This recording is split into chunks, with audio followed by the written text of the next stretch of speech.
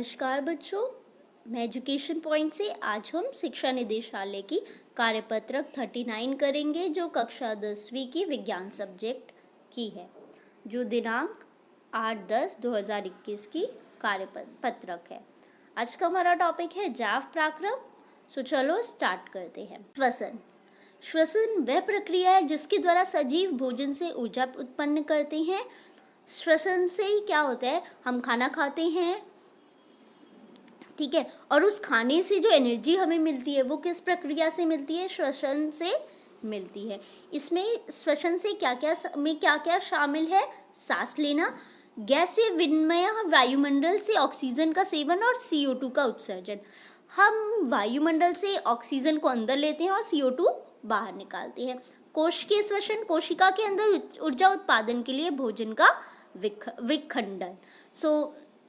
जो हम भोजन खाते हैं वो जो हमारी कोशिका होती हैं वो उसको तोड़ती हैं और ऊर्जा उत्पन्न होती है। वायवीय श्वसन और अवायवीय श्वसन। वायवीय श्वसन जो होता है उसको बोलते हैं जो ऑक्सीजन की उपस्थिति में होगा। अवायवीय जो ऑक्सीजन जिसमें नहीं होगी। वायवीय श्वसन माइटोकॉन्ड्रिया में होता है और अवायवीय श्वसन कोशिका के द्रव्य में और यीस्ट में कोशिकाओं में होता है। देखो, वायवीय श्वसन से जो बनते हैं अंतिम उत्पाद वो होता है CO2 एंड जल, और अवायवीय श्वसन से अल्कोहल और लैक्टिक अम्ल बनता है। ग्लूकोज का पूर्ण उपचयन होता है, CO2 जल तथा ऊर्जा मुक्त होती है। तो वायवीय श्वसन में ग्लूकोज ब्रेक डाउन हो जाता है और क्या मिलता है? CO2 जल और एनर्जी मिलती है। अवायवीय श्वसन में ग्लूकोज का अपूर्ण उपचयन है जिसमें हमें मिलता है किसी केस में इथेनॉल और किसी केस में लैक्टिक एसिड, और CO2 और ऊर्जा मिलती है। वायवीय श्वसन में हमारे पास 36 ATP, मतलब जो हमारे पास ऊर्जा है वायवीय श्वसन में वो बहुत ज़्यादा मिलती है, अवायवीय श्वसन में कम ऊर्जा मिलती है।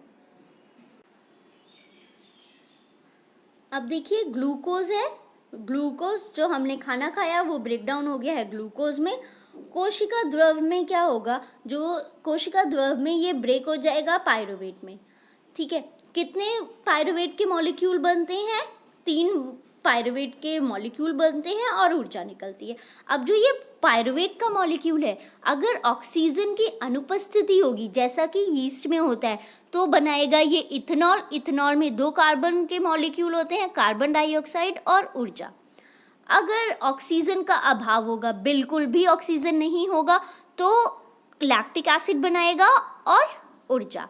ये जो हमारा ऑक्सीजन के अभाव वाला जो प्रोसेस है ये कहाँ होता है? हमारी मसल्स में होता है। जब हम हैवी एक्सरसाइज करते हैं तो मसल्स में पेन फील होता है। वो क्यों होता है? लैक्टिक एसिड की प्रेजेंस की वजह से। हम हैवी एक्सरसाइज करते हैं तो ऑक्सीजन रिक्वायरमेंट बढ़ जाती है, बट हमें ऑक्सीजन हमें कम मिल रही होती है तो पायरुवेट से हमारा लैक्टिक एसिड बनता है। बाकी हमारे सेल्स में क्या होता है? ऑक्सीजन की उपस्थिति में, जो कि माइटोकॉन्ड्रिया में होता है, कार्बन डाइऑक्साइड, जेल और ऊर्जा बनती है। ATP क्या होती है? ATP जो स्टोरेज फॉर्म ऑफ एनर्जी है। श्वसन में उत्पन्न ऊर्जा इस रूप में संग्रहित होती है। तो ATP जो ऊर्जा होती है वो ATP के रूप में ही हमारी बॉडी में संग्रहित होती है। ADP प्लस P ऊर्जा ATP बनता है। एडिनोसाइन डाइफॉस्फेट को और ऊर्जा को phosphate, adenosine diphosphate plus phosphate ATP बनाते हैं, एडिनोसाइन ट्राइफॉस्फेट। हाइड्रोलिसिस होने पर अगर आप ADP से एनर्जी लेना चाहोगे तो कितनी एनर्जी मिलेगी? 30.5 किलोजूल पर मोल के तुल्य ऊर्जा मिलती है। कोशिका की ऊर्जा मुद्रा कहलाता है। कोशिका के अंदर होने वाली क्रियाओं को परिचालन करती है। तो यही क्या करती है? जो ATP होती है यही हमारी सारी क्रियाओं का परिचालन करती है। आओ अब अभ्यास करें। कोशिका की ऊर्जा इकाई है, अभी हमने बात करी ऊर्जा किस फॉर्म में होती है? ATP की फॉर्म में।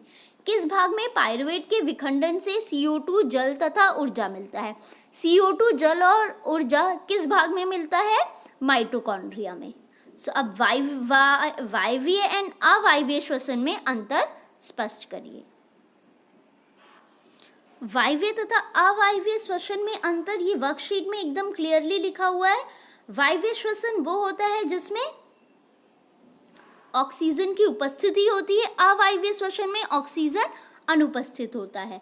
वायवीय श्वसन माइटोकॉन्ड्रिया में, अवायवीय कोशिका द्रव में और यीस्ट में कोशिकाओं में। अंतिम उत्पाद CO2 तथा जल, अंतिम उत्पाद एल्कोहल और लैक्टिक एसिड। ग्लूकोज का पूर्ण उपचयन, CO2 जल और ऊर्जा, और यहाँ पर ग्लूकोज का अपूर्ण उपचयन, अधिक ऊर्जा कम ऊर्जा। तो ये आपका क्या हो गया, आंसर नंबर 3। अब क्वेश्चन है, उन 3 पथों की व्याख्या कीजिए जिसके द्वारा विभिन्न जीवों में ग्लूकोज का विखंडन होता है।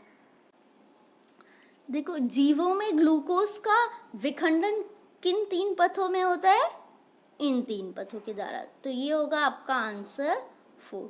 ग्लूकोज टूटेगा पायरुवेट में, अगर ऑक्सीजन नहीं होगा तो इथेनॉल कार्बन डाइऑक्साइड ऊर्जा बनेगी, अगर ऑक्सीजन लेस अमाउंट में होगा तो लैक्टिक एसिड और ऊर्जा बनेगी, अगर ऑक्सीजन कंप्लीट होगा तो कार्बन डाइऑक्साइड जल और ऊर्जा बनेगी।